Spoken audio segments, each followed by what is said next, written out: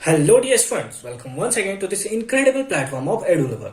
Class 10th exercise 13.1 यानी कि surface area and volume के एक्सरसाइज के क्वेश्चन नंबर 6 के सॉल्यूशन में हम लोग पहुंच चुके हैं। अगर इससे प्रीवियस वीडियो आपने अभी तक नहीं देखा है तो कंप्लीट प्लेलिस्ट का लिंक मिलेगा आपको डिस्क्रिप्शन में। साथ ही साथ अगर आपने इससे पहले हमें टेलीग्राम पे भी ज्वाइन नहीं किया है तो उसका भी लिंक मिलेगा आपको डिस्क्रिप्शन में, जहां पे आपके हम डेली क्वेरीज को सॉल्व करते हैं, सीबीएसई अपडेट्स को बताते हैं, साथ ही साथ कोई भी इंपॉर्टेंट पीडीएफ्स प्रोवाइड करना होता है तो उसी चैनल पे हम प्रोवाइड करते हैं। क्या है question number 6, a medicine capsule, जो कि यहाँ पे आपको देखने को मिल रहा है। तो इतना बड़ा सर कैप्सूल कौन खाएगा सर? घोड़ा वोड़ा खाएगा क्या? कौन खाएगा? छोटा सा कैप्सूल है, बस उसको हमने जूम कर दिया है ना। कैप्सूल एकदम छोटू सा है, तो इतना छोटू सा बनाते हो आपको दिखता नहीं, तो इसको हमने ऐसे कर करके जैसे फोन में आप करते हो तो जूम करके इतना बड़ा कर दिया है। ठीक, is in the shape of cylinder with two hemisphere stuck. यहां पे आपको क्या देखने को मिल रहा है कि दो हेमिस्फीयर है। ये किससे मिलकर बना हुआ है? तो ये जो है हम लोग का वो दो हेमिस्फीयर, एक हेमिस्फीयर इधर है, एक हेमिस्फीयर इधर है, दो हेमिस्फीयर से मिलकर बना हुआ है।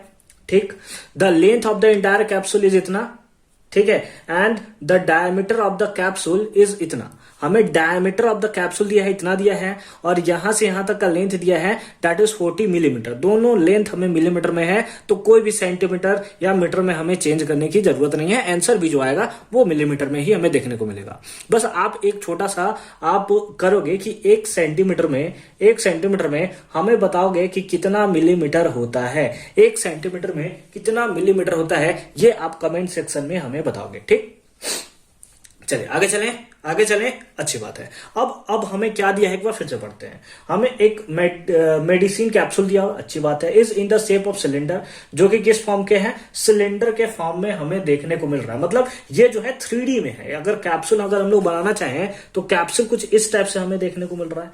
ये कैप्सूल जो है इसको ऐसा करके ऐसे खड़ा करें तो ये कैप्सूल जो है कुछ इस टाइप से है। ठीक है, ये कैप्सूल जो है अगर आप देखो 3D में, अगर इसको सामने से देखो तो मतलब ऐसे ऐसे घूम सकता। कैप्सूल तो होता है 3D में होता है ना, लेंथ भी होता है, ब्रेथ भी होता है, हाइट भी होता है, मोटाई भी होता है उसका। ठीक है, तो ये 3D में आपका। तो जो बीच वाला पार्ट है, ये जो यहां से यहां तक का पार्ट देखने को मिल रहा है, ये सिलेंडर है, इधर हेमिस्फीयर है, इधर भी हेमिस्फीयर है।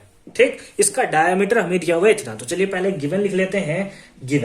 गिवन हमें क्या दिया हुआ है? गिवन में हमें दिया हुआ है डायमीटर। क्या दिया हुआ है? डायमीटर दिया हुआ है। तो हमने लिख लिया कि डायमीटर दैट इज डी हमें कितना दिया है? 5 mm। ये किसका डायमीटर है? तो ये डायमीटर है किसका? हेमिस्फेरिकल पार्ट का। किसका? हेमिस्फेरिकल पार्ट का। अगर यहां से हम लोग रेडियस निकालना चाहें तो रेडियस इक्वल्स टू क्या होता है? डायमीटर डिवाइडेड बाई 2, यानी कि 5/2। 5/2 ये हो गया हमारा क्या? डायमीटर। ये क्या हो गया? हमारा डायमीटर हो गया। बोलिए कोई इशू नहीं है? कोई इशू नहीं है, मतलब इसका रेडियस निकल गया। रेडियस यानी कि अगर ये हमारा हेमिस्फीयर है तो यहां से यहां तक का लेंथ हमारा निकल गया, कितना है? 5/2। तो उसी हिसाब से हम लोग बोल सकते हैं कि जितना इसका डायमीटर है उतना डायमीटर इसका भी है, और उसी हिसाब से इसका भी रेडियस कितना होगा? 5/2। तो यहां पर 5/2, यहां पर 5/2। इंटायर कैप्सूल का लेंथ क्या है? लेंथ ऑफ द कैप्सूल हम लोग लिख सकते हैं लेंथ ऑफ द कैप्सूल, है ना। कैप्सूल का टोटल लेंथ कितना है? दैट इज 14 mm, यानी कि 14 मिलीमीटर। अब हमें निकालना है height of the cylinder. Height of the cylinder, बीच में क्या है? Cylinder, hemisphere. तो हाइट ऑफ द सिलेंडर निकालने के लिए टोटल में से, फिर से सुनेंगे, अगर हाइट ऑफ द सिलेंडर हमें निकालना है तो टोटल लेंथ में से इधर का लेंथ और इधर का लेंथ अगर हम लोग माइनस कर दे तो यहां से यहां तक का सिलेंड्रिकल पार्ट का लेंथ नहीं आ जाएगा। यानी कि देयरफॉर लिख सकते हैं लेंथ ऑफ सिलेंड्रिकल पार्ट, है ना।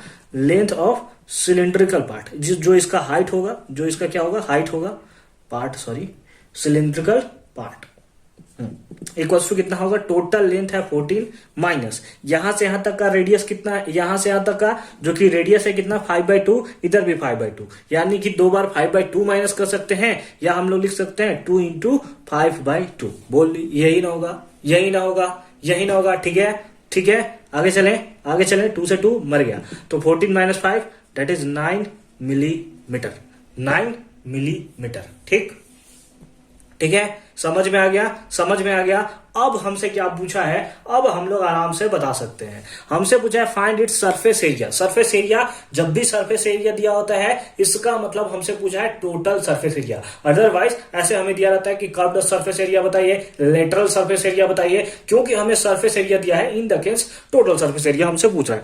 मतलब हो सकता है इसको टोटल पार्ट का मतलब हमें निकालना है कि टोटल पार्ट को अगर हम लोग कवर्ड करें, पेंट करें, इस टाइप से अगर हम लोग समझना चाहें तो समझ सकते हैं। तो हम लोग क्या करेंगे, तो लिखेंगे नाउ हम लोग क्या लिखेंगे, सरफेस एरिया जो होगा एक तो यहां से यहां तक कवर होगा, यानी कि curved surface area of cylinder. ठीक, तो यहां से लेकर यहां तक कवर्ड हो गया, प्लस इधर भी कवर करना है, इधर भी कवर करना है, दोनों का रेडियस सेम है। तो हम लोग ऐसा कर सकते हैं 2 into curved surface area of hemisphere, curved surface area of hemisphere, लेकिन 2 इंटू, क्योंकि 2 हमें हेमिस्फीयर देखने को मिल रहा है। तो लिखेंगे now surface area.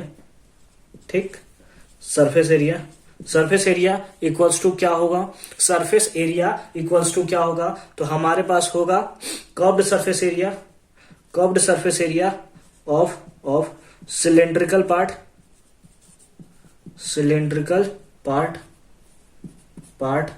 Plus 2 into curved surface area of hemispherical part, या हेमिस्फीयर डायरेक्ट लिख देते हैं, हेमिस्फीयर। अब इसको तो आप आराम से और इजी फॉर्म में सॉल्व कर सकते हैं कि इसका आंसर कितना आने वाला है।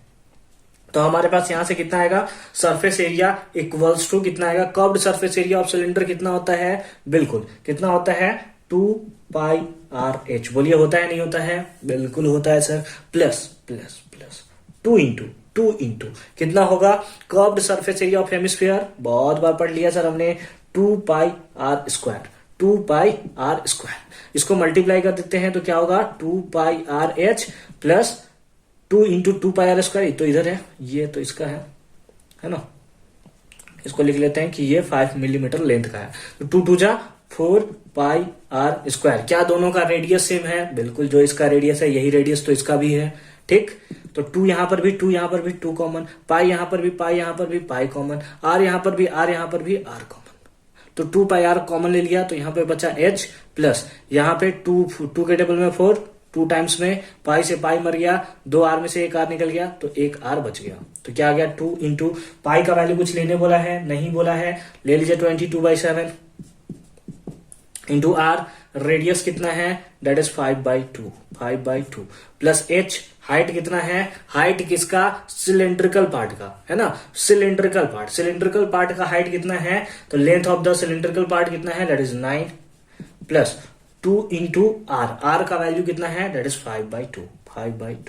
2 से 2 मर गया, तो कितना हो गया, 2 इंटू 22/7 इंटू 5/2 इंटू 9 और 5 दैट इज 14। तो 7 के टेबल में कितने टाइम्स में, 2 टाइम्स में, 2 से 2 मर गया, तो कितना हो गया, 22 into 5 that is 110 into 2 that is हमारे पास आ गया 220। किस में लिए हैं, तो याद रखिए एमएम में, तो एम और क्योंकि एरिया हमने निकाला है तो square, and that is our required solution. ठीक है, बोलिए समझ में आया नहीं आया, बोलिए समझ में आया कि नहीं आया, समझ में आ गया। नेक्स्ट पार्ट में यानी कि नेक्स्ट वीडियो में हम लोग सॉल्व करेंगे क्वेश्चन नंबर 7 को, जो कि हमारा एकदम प्यारा सा नन्हा मुन्ना सा क्वेश्चन है, लेकिन बहुत मजेदार सा क्वेश्चन है। तो मिलते हैं नेक्स्ट वीडियो में, अच्छे से पढ़ाई करते रहिए।